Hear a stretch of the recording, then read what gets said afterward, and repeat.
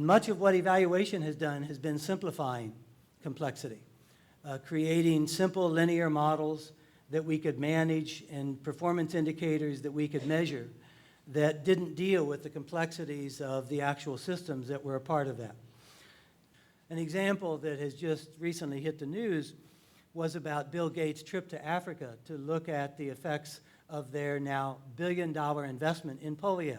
And some of you may have seen the news about that trip. We appeared to be on the verge 2 years ago of eradicating polio. It's been narrowly targeted, celebrated, hopefully, as the next disease after smallpox to be eradicated worldwide.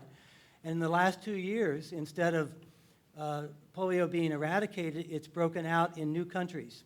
It's reemerged in a number of countries. And as Gates made a trip throughout Africa and looked at what was going on, part of what they found in systems terms was that the campaign to eradicate polio sucked resources from the health system into that one campaign, weakened the rest of the health systems, made people more vulnerable who, being vulnerable and sicker, were more vulnerable to polio.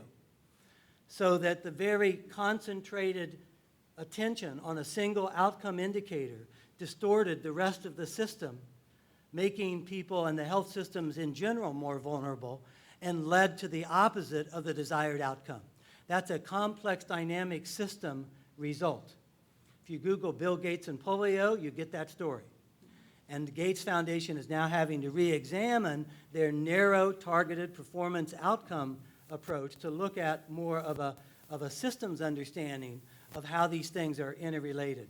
Complexity is about that. It's about acknowledging the uncertainties that we face.